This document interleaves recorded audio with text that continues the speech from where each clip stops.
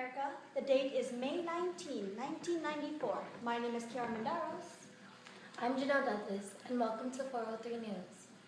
Today we'll be covering a little topic not too many are familiar with, and that is the Rwandan genocide, a clash between the ethnic groups Hutu and Tutsi, currently taking place in the Rwanda country located in East Central Africa.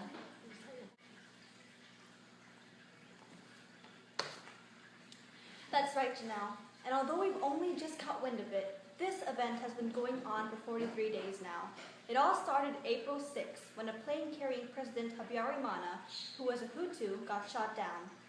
Though no traces of who had accomplished this remained, Hutu forces such as the Rwandan Armed Forces and militia groups known as the Interahamwe and the Impuzamugambi wasted no time to place the blame on the Tutsi. Moments was all it took before the massacre to commence, not only on the Tutsi, but moderate Hutus as well.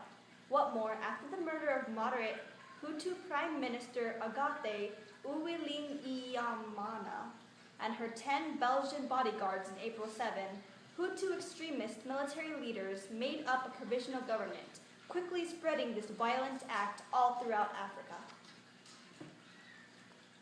Before we dive deeper into the topic, it is important to first know what caused the tensions of these groups. Rwanda's population of 7 million consisted of the Twa, making up 1%, Tutsi, making up 14%, and Hutu, making up the remaining 85% in the early 1900s. Back then, the Tutsi were of much higher class than the Hutu.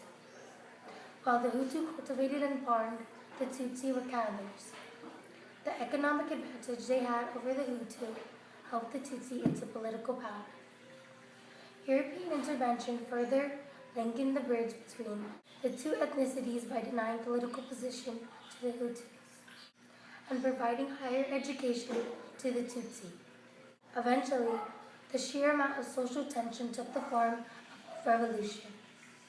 In 1960, elections were held, and Hutu candidates overwhelmingly outwon the opponents, dramatically shifting both the social and political system. Large amounts of Tutsi deaths and immigration followed, as well as the awakening of the Rwandan Patriotic Front, a group with the mindset of returning the Rwanda, and if necessary by force. And with that, we return to the present, May 1994. Next, we have Cassandra Martinez at the scene. Cassie? Here I find myself in Uganda, the country just north of Rwanda, where you find the majority of Tutsi refugees residing in. It is unbelievable how much information I've collected from these poor people. The Tutsi, even though suspected of being such without any proof, were murdered in their homes. In an attempt to flee, they'd be cut down ruthlessly without any hesitation by the blades of the Hutu. Women were systematically raped, and those of all genders and ages were murdered by the hundreds of thousands. Now, I would keep going on, but I'm sure the man to my right is much more important. This here is Paul Kagame, president of the Rwandan Defense Forces, or RDF for short. Mr. Kagame, how are you doing today? Not too well, not too bad, I suppose. Do you believe you, who greatly outnumbers your opponents, have what it takes to victor in this battle? Yes. While they have numbers, we have power. We shall advance with our training and gun machinery. I firmly believe they stand no chance against us, and that we shall retake what is ours in no less than 2 months. What do you plan to do if, pardon me, when you retake Rwanda? I hope to bring it to glory.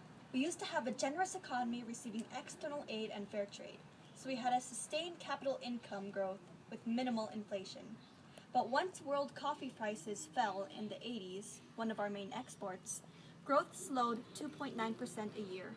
Already, Rwanda is limited with natural resources, and undoubtedly, this war will take a toll on the economy base and population. I shall do whatever it takes. Thank you, Mr. Kagame.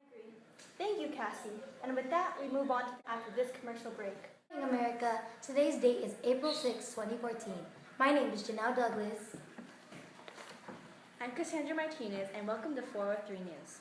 Today, we'll be recovering a little topic from 20 years ago. The Rwandan genocide, the murder of 800,000 Africans, mainly Tutsis. If you aren't familiar with this, just check out our website, Cervantes.com.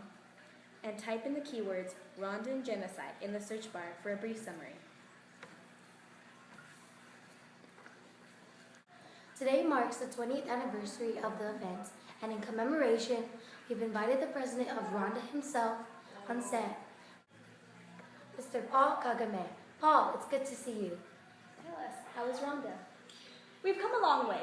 We've signed an enhanced structural adjustment facility with the International Monetary Fund. We've started a privatization program with the World Bank. Through tax revenues, accelerated privatization of state enterprises, end of growth resource drain, improved exports, and improved food production, our government received a 13% gross domestic product growth. Currently, tea is our largest export. Our small mineral industry provides 5% of foreign exchange earnings. Wonderful, wonderful. All right, that's all the time we have.